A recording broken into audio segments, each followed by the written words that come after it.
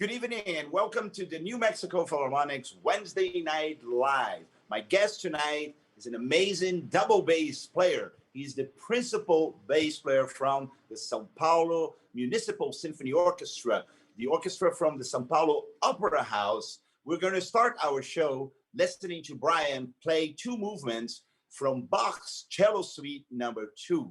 We'll hear first the Allemande and then the Minuet.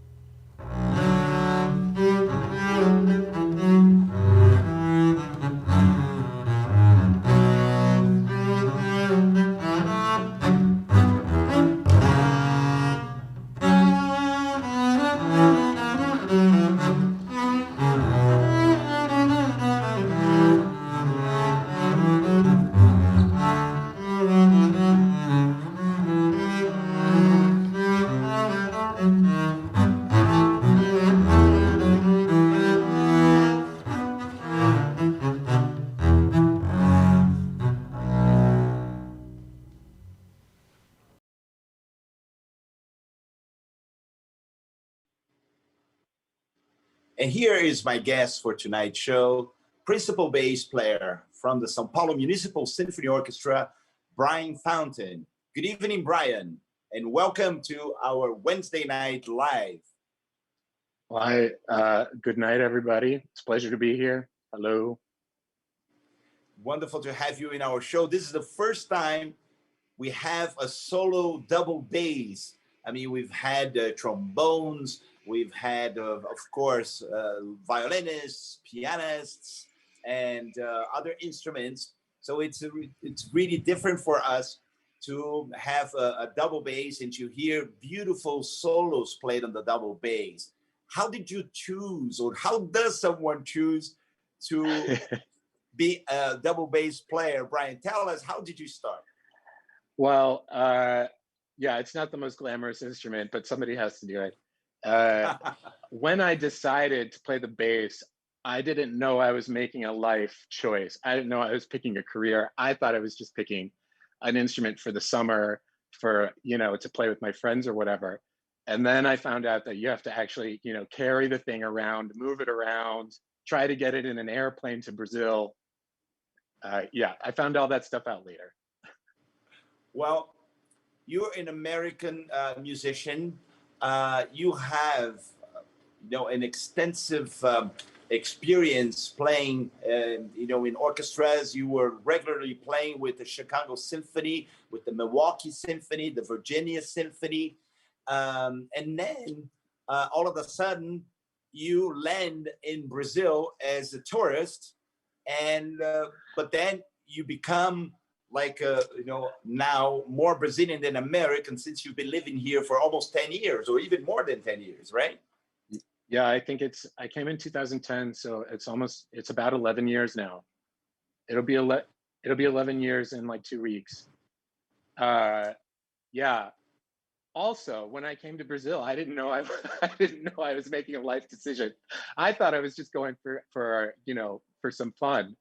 And I absolutely fell in love with it. And then that was 2000. I came twice as a tourist, 2008 and 2009. And then in 2010, the scene was a little difficult in the United States. And there was a long period with no real auditions for the orchestras there. And there were lots of opportunities in Brazil, and I thought, I really liked it there a lot. So I'm gonna give it a try. And then 11 years later, here I am. So. Well, fantastic. Where are you from in the United States? So this is common. This is super common in the United States. It's not so common in Brazil, but I moved around a lot. My dad moved around a lot. So I was born in Wilmington, Delaware. But we moved from there before I turned 1. We moved to Maryland, and then from there to Michigan. And then I went to boarding school. I went to the Interlochen Academy for Music in the north of Michigan. And then from there, I went to Hopkins in Baltimore, Maryland. And I did a 2-year contract with the Chicago Symphony Orchestra in Chicago, but I stuck around for a number of years after that. So I tell people, sometimes I say I'm from Chicago just because that's where I lived the longest. And completely separately, randomly, after I moved to Chicago, my mother also moved to Chicago. So it ended up, home followed me there. So I tell people I'm from Chicago, but the truth is I'm from all over. So moving to Brazil. Well, now you can say you come from the president's hometown, right? That's true. That's true. My uncle. That's glamorous. I've been posting it all over Facebook and social media. My uncle's picture with Joe Biden. I'm going to post it tomorrow. I'm going to show you tomorrow. Cheers. Here's to Delaware. Cheers to Delaware. So coisa boa. Only good stuff. Exactly. Well, let's hear watch the next video, which is from Glière, the prelude for double bass and piano. And let's just surprise our audience. Let's not say anything else. Let's just watch this video. We'll talk about it afterwards. Glière, prelude for bass and piano.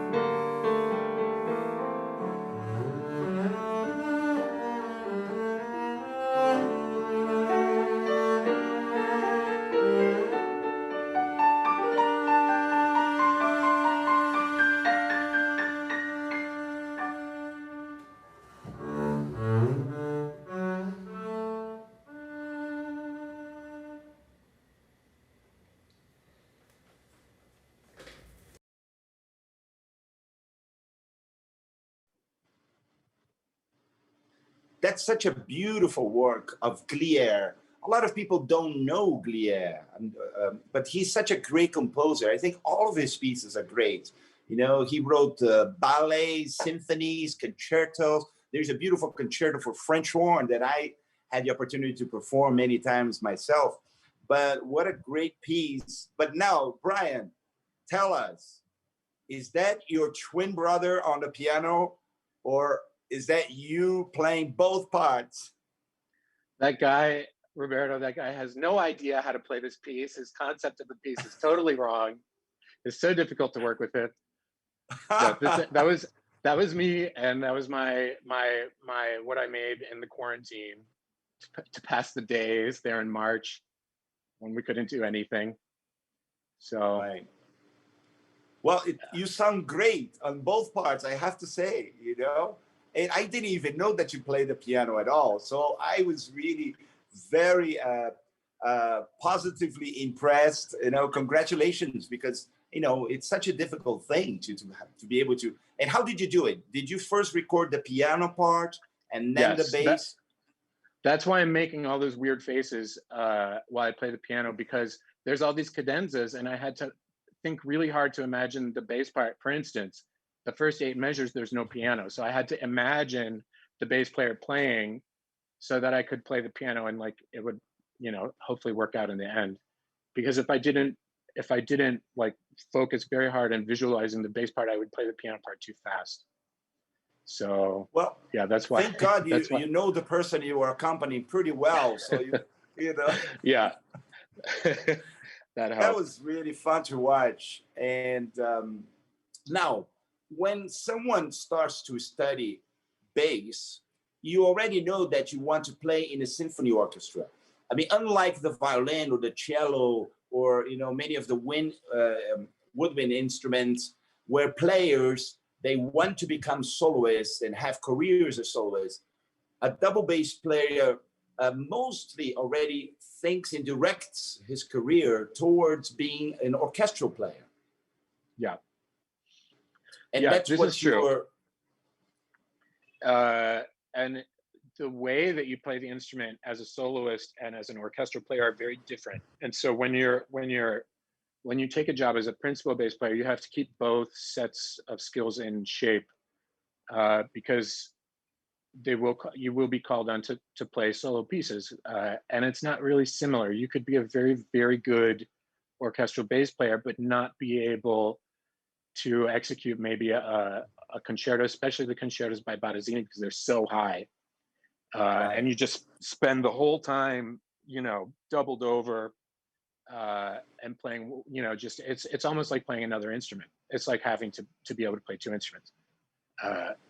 And then the other thing is a lot of frequently, as you know very well, because you hear auditions all the time, a lot of times somebody will come in an audition and they'll play a great concerto, but then when it comes to playing the low stuff, it's not in tune, or there's no clarity, or it just doesn't have the same level of control. So a bass player who wants to take a principal job or who wants to maintain an active solo, uh, concerts on the side, has to keep both of these things in form, and it's definitely a challenge. The instruments, I mean, the setup of the instrument is different. Right. The tuning is different, and so you need to be flexible to be able to go back and forth. Now, the bass that you use in your orchestra, remind me, do you use the 5-string bass or do you use the extension? I use the 5-string bass that belongs to the Sao Paulo Opera House. I know how to play on an extension. I did in the States play on an extension. But basses come in all shapes and sizes and systems. There's people that play 4-string basses with an extension, 4-string basses, 5-string basses. There's people that play like Joel Corrington, who is first bass in Toronto. He plays his bass tuned in fifths, which is coming in style now. And in the time of Battazzini, people would have he played a bass with 3 strings. And so when I'm going to play a Battazzini concerto on the 20th of March in Sao Paulo with you, and I'm going to do it on a bass in 3 strings. And my bass is from this time period in Italy. My bass is from 1770, and it's a very great instrument. But these basses have a very thin top, and so it was made probably to have 3 strings. I have 4 strings on it, but I won't put a 5th string on it because I don't think it'll support the weight. But yeah, there are all kinds of systems and ways that there's even people playing 5-string basses now tuned in fifths. Okay. Yeah. Fascinating, I know. So people don't know how important the double bass is for the symphony orchestra. It is one of the most important instruments in the orchestra, because it has the lower pitch. I mean, it really has the roots of the harmony, and it's essential for the intonation of the entire orchestra. So it's a big responsibility. Yeah, it's also one of the oldest instruments in the orchestra. But the importance of the bass, you can see it in how many different kinds of music you find it. You find it in it's probably maybe not the oldest, but one of the oldest instruments in the orchestra. It's older than the violin. It's a viol. It's from the gamba family, tuned in fourths. Mm-hmm. You see basses in obviously every period of classical music, but also in jazz. You see it in bluegrass. You see it in so many different forms of music. And there's so many of these bass players from other styles that Right. come into the community, you know. So if you're on like the double bass forums, like I am, you deal with a lot of jazz players, a lot of electric bass players. You deal with a lot of people that play bluegrass or rockabilly, which is really in style now. And so the instrument, the importance of the instrument I is think your really, image you got a can. little.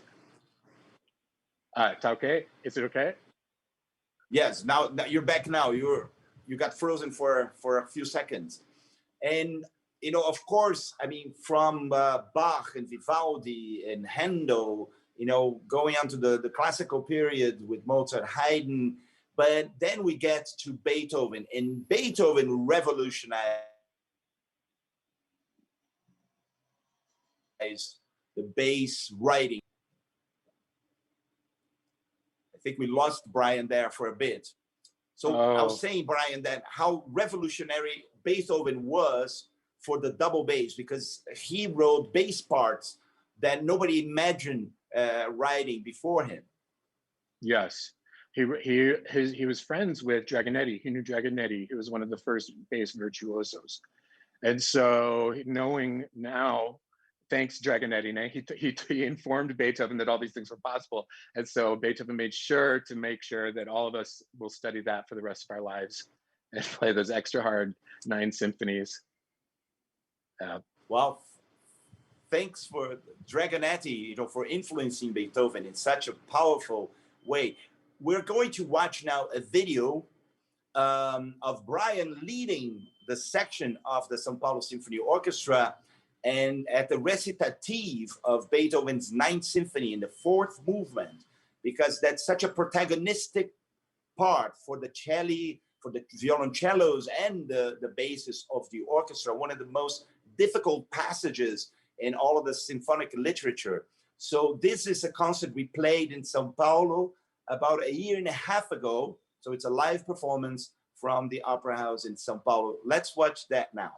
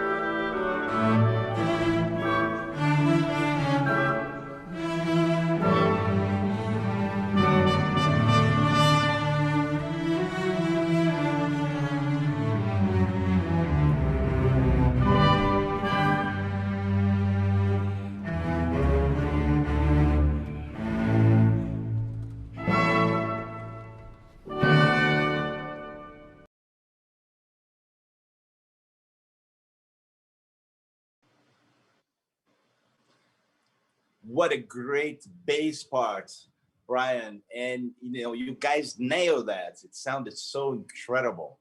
So cheers. Here's to Thank Beethoven you. and bass parts. To Beethoven So and to Brian, in Dragonetti. all your, exactly, in all your travels and your experience going all over the world, it must not be easy to transport the bass, right? Can you tell us, you know, some funny story or something that you have experienced and now you can laugh at? Yes, I can laugh at it today because at the time it was not at all. I was not definitely not laughing. But when the first time I took my bass to Brazil in 2010, I booked a flight, and this flight I was going to Belo Horizonte, which is the capital of the state of Minas Gerais. And since there's no direct flights back then there were no direct flights from the United States to Belo Horizonte, I had to connect in, I think, Rio, and then take a smaller plane to Belo Horizonte. But this smaller plane, I don't know if everybody has ever seen a flight case for a bass, but the flight cases, they look like a coffin.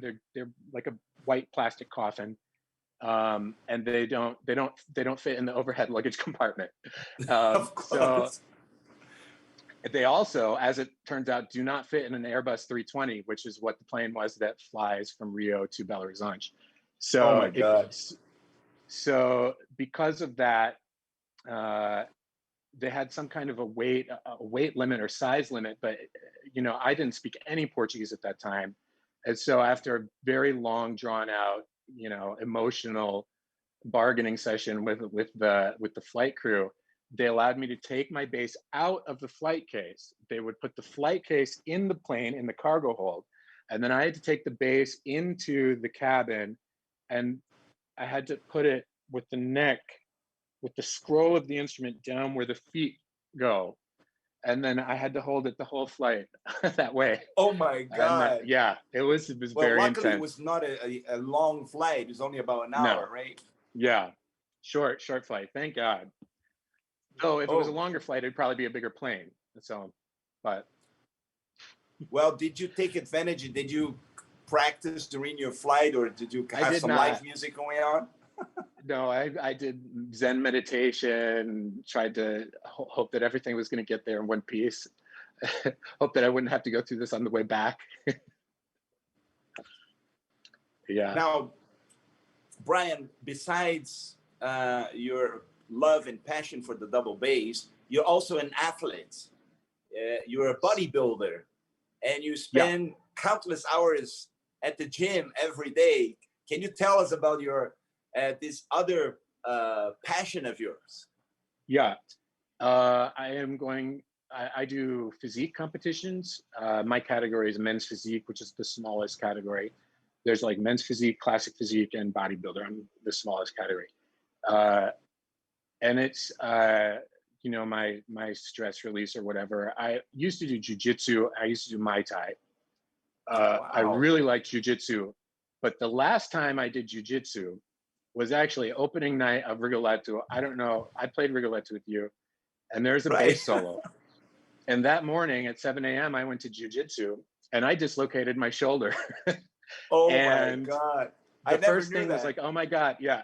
Well, because it didn't turn into a problem because I dislocated my shoulder in a fight, and the sensei, the Is that black belt who Brazilian runs the class, Jiu-Jitsu or yeah, was that Brazilian Jiu-Jitsu? Okay. yeah, he just popped it right back in. And actually, like 30 minutes later, I didn't feel anything, and I played just fine. I mean, there's no problem. But I did have to sort of realize that jujitsu is not gonna. It's just too dangerous to do Right. uh, as a string player, especially with your hands and your arms. Anyway, so I moved to bodybuilding, which actually before I moved to Brazil, I was about to compete, but then I moved to Brazil and it kind of got put on hold. But I find it super similar to being a musician. Actually, I don't think it's that different at all. It's a lot of daily training for like you train, you know, months and weeks, years, for a performance that's like 5 minutes. So it does have sort of parallels to being a musician. And you have to lead with the risk of injury. I don't know. I think of playing the bass as kind of a sport. I don't separate it out that much. So I have to pace myself. I have to take care of chronic injuries that I have. I have to, I'm getting older, so I have to make sure that I'm playing in a way that is going to be sustainable as I get older. And I need to keep, certain skills in Well, in discipline. this next video we're going to watch, we get to see Brian's figure and his muscles besides listening to him perform. So this is now a video with Bottesini, the Elegy in D major for double bass and piano. Let's watch it.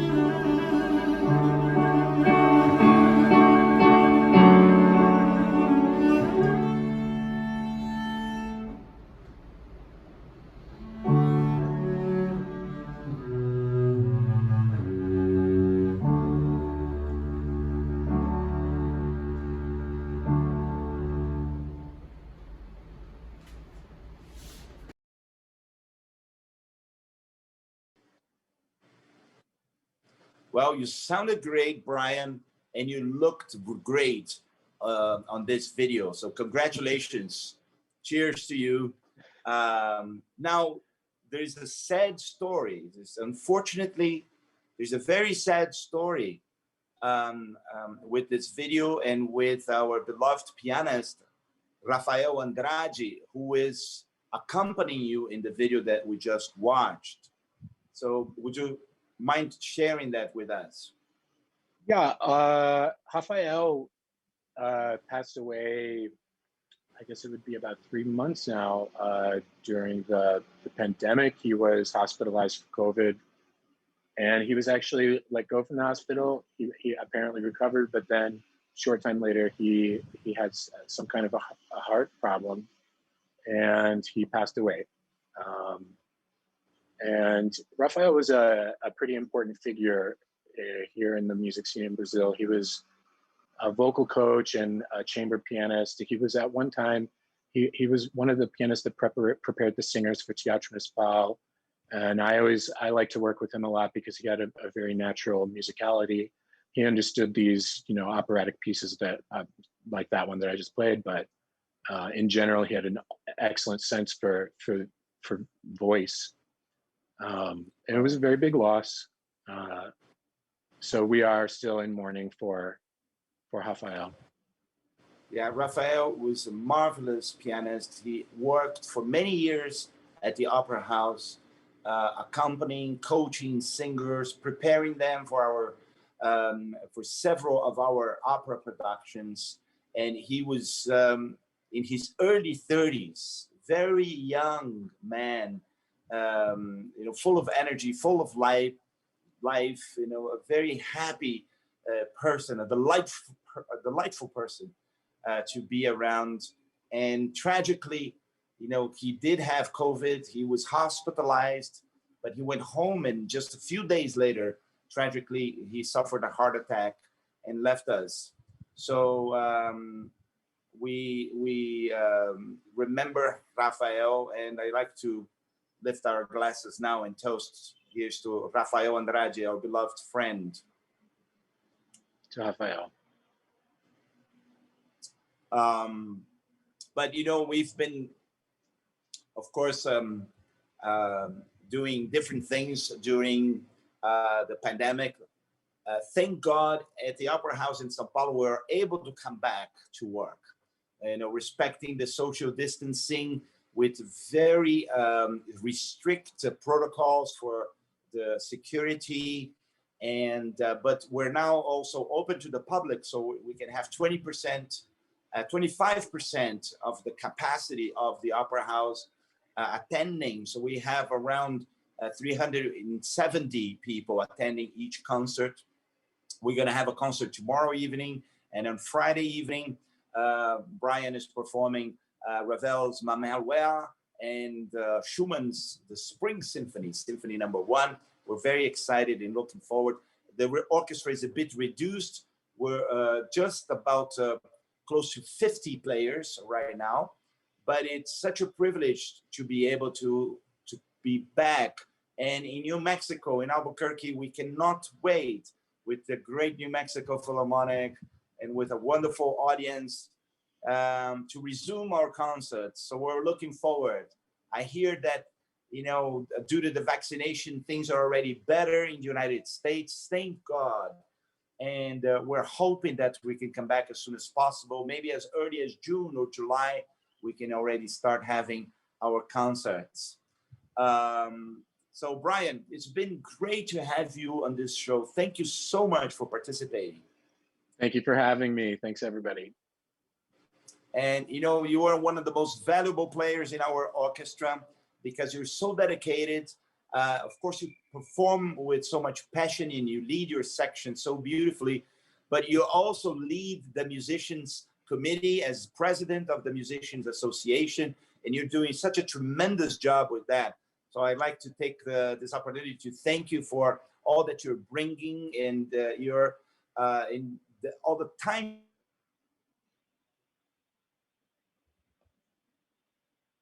that you're investing just to, we really appreciate that. And I'm sure everybody is very happy to have you in the leadership of the musicians committee. So thank you so much. We're going to end our show with another video of Brian, and it's a fantastic video where he performs a piece originally composed for violin and piano from Fritz Kreisler, the prelude for violin and piano, played by Brian Fountain on the bass. So with that, we will say goodbye to all of you, and we're looking forward to our next show next week. So everybody, thank you for joining us for tonight's show. And remember, stay healthy, stay safe. Good night, everyone. Good night, Brian. Thank you so much. Good night. Thank you. Thank you, everybody.